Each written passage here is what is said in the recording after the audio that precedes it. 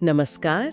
आज हम एक बहुत ही दिलचस्प कहानी पर बात करने वाले हैं। हाँ, कहानी जो सोचने पर मजबूर करती है।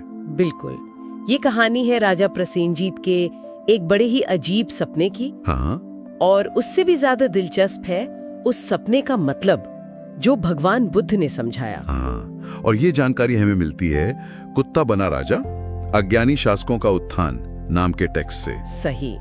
तो आज हम यही समझने की कोशिश करेंगे कि ये सदियों पुरानी कहानी आज के समय में लीडरशिप और समाज के लिए क्या मायने रखती है।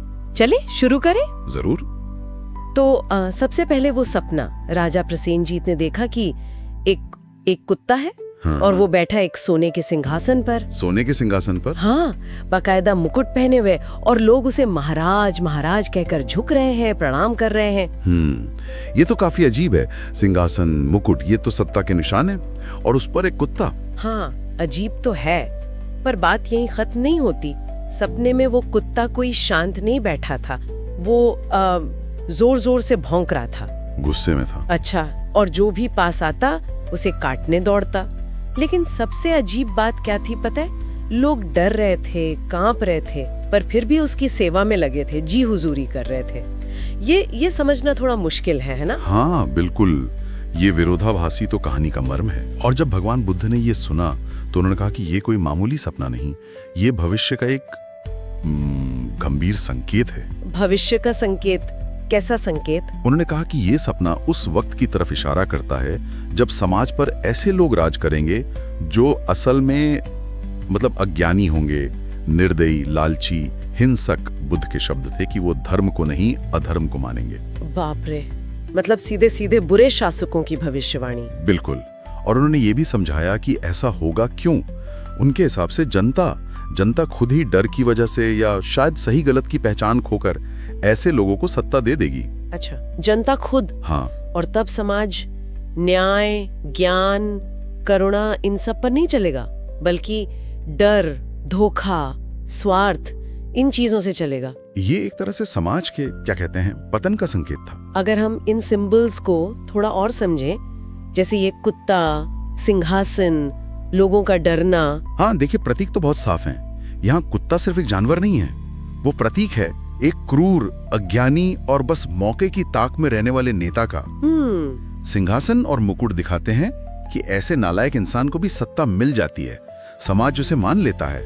और कुत्ते का भौंकना और काटना उसके राज करने का तरीका है, मतलब धमकाना, शोषण करना, हिंसा का डर दिखाना। और वो जो लोग डर कर सेवा कर रहे थे, ये बात मुझे सबसे ज्यादा परेशान कर रही है। हाँ, और शायद यही सबसे जरूरी प्रतीक है। लोगों का डर कर सेवा करना दिखाता है कि समाज ने अपना विवेक, मतलब सही गलत सोचने समझने की शक्ति खो दी है। विवेक खो दिया है। हाँ, लोग डर में जीने के इतने आदी हो जाते हैं कि वो जालिम शासक को ही अपना राजा मान लेते हैं, उसकी सेवा करते हैं, भले ही वो उन्हें काटता रहे। ये जनता की निष्क्रियता है, विवेकहीनता है। ओह, तो बात काफी गहरी है।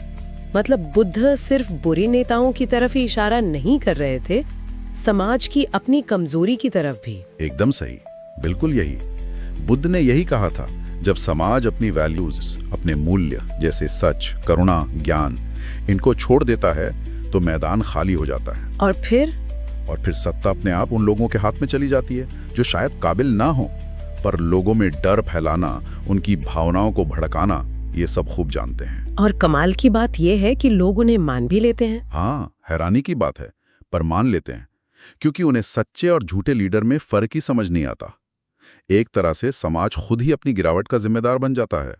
क्या इस गिरावट के कुछ लक्षण भी बताए गए हैं? मतलब कैसे पहचाने कि समाज इस दिशा में जा रहा है? हाँ, कुछ संकेत तो हैं। जैसे जब लोग सिर्फ पॉपुलैरिटी को या कौन कितना चीख कर बोलता है इसी को योग्यता मानने लगे। अच्छा। जब नैतिक, शांत, सोचने समझने वाले लोगों को कमजोर मान लिया जाए, और जो अग्रेसिव हैं, अहंकारी हैं, उन्हें ताकतवर समझा जाए। जब लोग अन्याय, शोषण को देखकर कहें, अरे ये तो पॉलिटिक्स है, या ऐसा तो होता ही है, और चुप रह जाएं।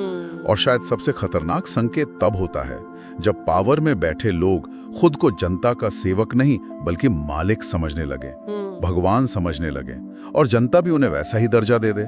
ये बातें तो आज के समय में भी बहुत सोचने वाली हैं, क्या हम आज भी अपने आसपास ऐसे लीडर्स देखते हैं जो शायद काबिलियत से ज्यादा अहंकार या डर फैलाने या लोगों को बांटने का इस्तेमाल करते हैं? सवाल तो यही है। क्या हम कभी-कभी सिर्फ इसलिए किसी को फॉलो करते हैं क्योंकि वो बड़े कॉन्फिडेंस से भले ही गुस्से में बोलता है या लगातार खुद को हमारा रक्षक बताता रहता है? और यहीं पर बुद्ध का वो मशहूर सूत्र याद आता है जो इस कहानी का निचोड़ भी है।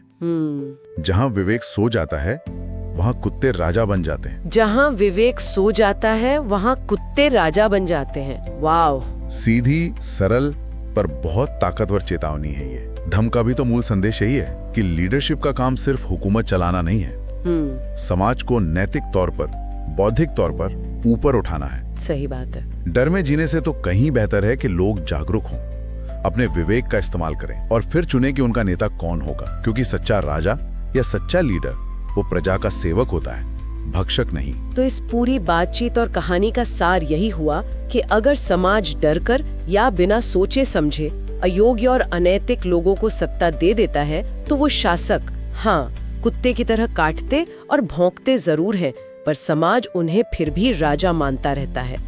ये एक तरह की सामाजिक और राजनीतिक चेतावनी है जो शायद कभी पुरानी नहीं होती। बिल्कुल। और आखिर में ये सवाल हमारे सोचने के लिए है कि हम अपने समाज में उस विवेक को, उस सही गलत की पहचान को कैसे हमेशा जगाए रख सकते हैं। कैसे ये पक्का करें कि लीडरशिप काबिलियत, करुणा और सेवा पर टिकी हो, न कि डर, धोखे या दिखावे पर। ये सवाल शायद हर नागरिक के लिए जरूरी है। वाकई ये सोचने वाली बात है। चलिए अगली बार हम राजा प्रसेनजीत के एक और दिलचस्प सपने पर बात करेंगे। अच्छा, एक और सपना? हाँ, इस बार सपना था एक बिल्ली सोने के सिंहासन पर बैठी थी और नीचे बैठे चूहों पर राज कर रही थी। देखेंगे कि यह सपना पाखंड, चालाकी और शोषण के बारे में क्या कहता है। जरूर, ये भी दिलचस्प लगता है।